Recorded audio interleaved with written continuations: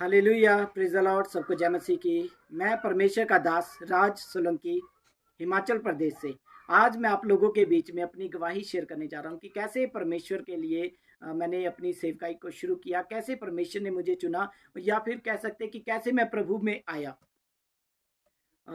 मेरा जन्म एक मसीह परिवार में हुआ। मैं बचपन में जब छोटा था तो मैं अपने नाना नानी को देखता था कि मेरे नाना नानी जब सुबह उठते हैं तो वो ब्रेकफास्ट करने से पहले हमेशा आसमान की तरफ को देखकर परमेश्वर का धन्यवाद करते थे। वो सोने के टाइम, इवन सुबह उठने से लेकर रात के सोने तक, हर बात में परमेश्वर का धन्यवाद करते थे। और लगातार कई बार मैंने उनको बातें करते देखा। वो ऊपर आसमान की तरफ को देखकर बातें करते थे। वो परमेश्वर से बात करते थे कि परमेश्वर धन्यवाद, परमेश्वर हमारे जीवन में ये प्रॉब्लम चल रही है, ऐसे करके वो बताते थे। वो प्रार्थना करते, जब मैं उनको देखता था तो मैं परेशान हो जाता था कि ये क्या करते हैं, ये कौन है ऊपर आसमान में बैठा हुआ। मैं भी ढूंढने की कोशिश करता था कि ये कौन है आसमान में बैठा हुआ जिससे ये बातें करते।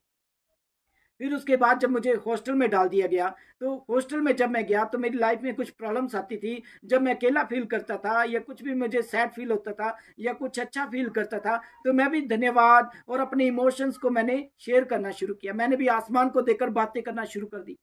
और जब मैंने बातें करना शुरू की, जब मैंने अपनी प्रॉब्लम्स को आसमान को देखकर बताना शुरू किया, मैंने जब बोलना शुरू किया कि हे परमेश्वर, आप जो आसमान में बैठे मुझको देख रहे हैं, मेरी लाइफ में ये प्रॉब्लम चल रही है, आप इसे खत्म कर दे। और जब मैं इस प्रकार से बोल देता था, अपनी प्रॉब्लम को शेयर कर देता था, तो मैं फील करता था कि मेरी प्रॉब्लम, बेशक वो हटी या ना हटी, प्रॉब्लम खत्म हुई या नहीं नहीं हुई, लेकिन मेरी लाइफ में काफी रिलैक्स फील होता था। मैं बहुत ही ज्यादा रिलैक्स फील करता था। अब मेरी ये आदत बन गई कि जब भी मुझे किसी बात की कोई भी प्रॉब्लम आती थी तो मैं इसी प्रकार से बातें करता था। लेकिन मुझे तब तक परमेश्वर का नाम पता नहीं था। तब तक मुझे पता नहीं था कि उस ऊपर वाले का नाम क्या है। धीरे धीरे मैं बढ़ता गया, परमेश्वर के अनुग्रह में, मनुष्य के अनुग्रह में मैं बढ़ता गया। और जब मुझे पहली बार बाइबल मिली, जब मैंने पहली बार बाइबल पढ़ी और जब मैंने उसके नाम को जाना कि उसका नाम यीशु मसीह है, जो हमें उद्धार देता है, हमें छुटकारा देता है, तब उस दिन से मैंने प्रार्थना में उसका नाम लेना शुरू किया कि हे यीशु मसीह। तब मैंने ऊपर वाला या परमेश्वर इस प्रकार से नहीं, डायरेक्ट मैंने कहने लगा कि हे यीशु मसीह, आप जो मुझे देखते हैं, आप जो मुझे जानते हैं, क्योंकि आप ही ने मुझे दुनिया में भेजा है, तो आप मेरी प्रार्थना को सुने। इस प्रकार से मैंने अपनी सारी प्रॉब्लम शेयर करनी शुरू कर दी। और मुझे ऐसा लगता था कि जैसे यीशु मसीह 24 घंटे दिन से लेकर रात तक, मेरे सोने तक मुझे देखता रहता है। और मैं भी बहुत खुश होता था इस बात से। मुझे ऐसा लगता था कि एक ऐसा सहायक है, एक ऐसा परमेश्वर है जो हमेशा 24 घंटे मेरे साथ रहता है। वो जहां पे भी मैं जाता हूं मेरे साथ रहता है। इस प्रकार से मैंने प्रभु यीशु मसीह को ग्रहण किया। और परमेश्वर ने मुझे कैसे इस्तेमाल किया, उसके लिए मैं परमेश्वर से मैं पूछ रहा था कि परमेश्वर, आपने मुझे किस काम के लिए चुना है, मेरी कॉलिंग क्या है। जैसे आपने पौलुस को चुना, उसे प्रेरित पौलुस कहा गया। आपने अलग अलग जैसे सेवकाई दी है लोगों को।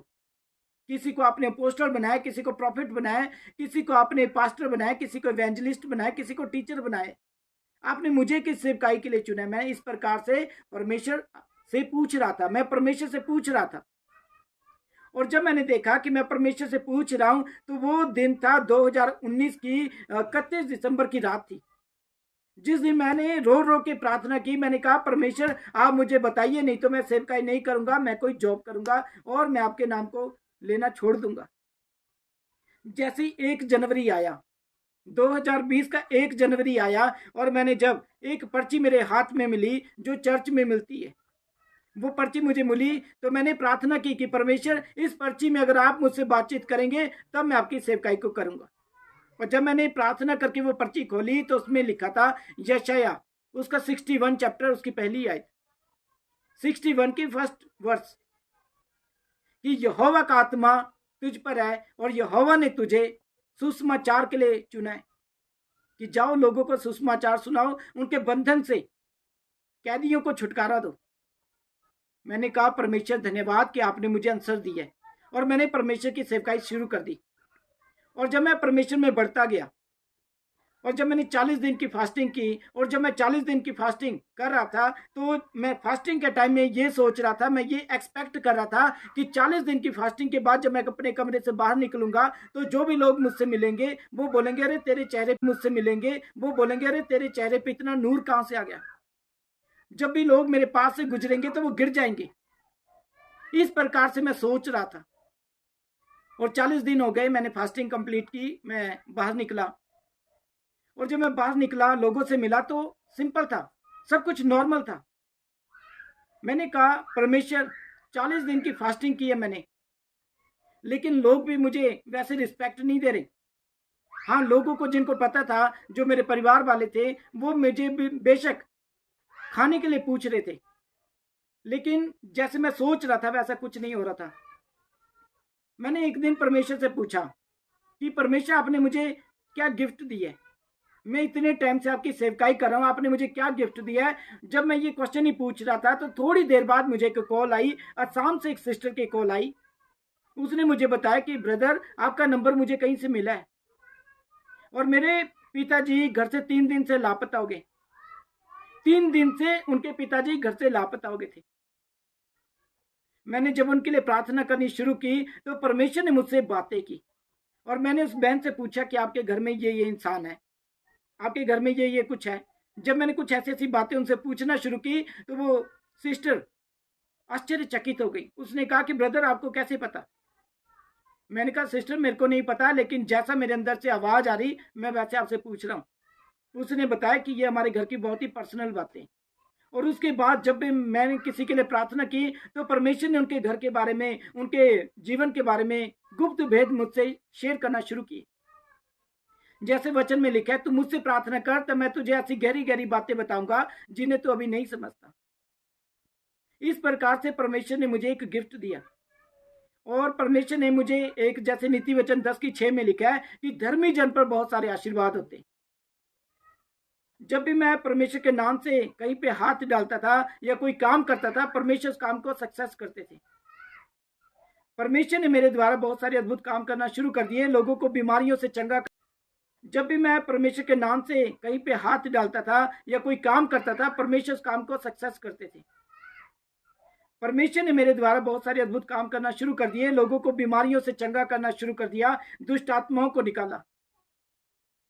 अब मैं परमेश्वर का धन्यवाद देता हूं कि परमेश्वर अभी मुझे इस्तेमाल करे अपने राज्य के लिए।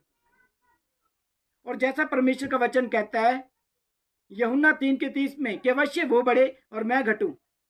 मैं भी अपनी लाइफ में यही चाहता हूं कि मेरे जीवन से उसको आदर जलाल महिमा मिले, उसके नाम को महिमा मिले। मैं बढ़ूं या ना बढ़ूं उससे कोई फर्क नहीं पड़ता, उसके नाम को महिमा मिले और लोगों को जीवन में छुटकारा मिले। आज अगर आप लोग भी परमेश्वर के लिए कुछ करना चाहते हैं तो मैं अपनी इस गवाही के द्वारा आपको कहना चाहूंगा कि परमेश्वर आपको भी गिफ्ट देंगे, आपको भी इस्तेमाल करेंगे, क्योंकि परमेश्वर चाहते हैं कि ये पूरी दुनिया बचाई जाए। परमेश्वर का वचन कहता है कि परमेश्वर आत्मा है और वो ऐसे लोगों को ढूंढता है जो आत्मा और सच्चाई से उसको ढूंढते हैं, और वो उनको इस्तेमाल करता है। इस गवाही के द्वारा आप सबको आशीष मिले, परमेश्वर आपको सबको आशीष दे। सबको जय मसीह की।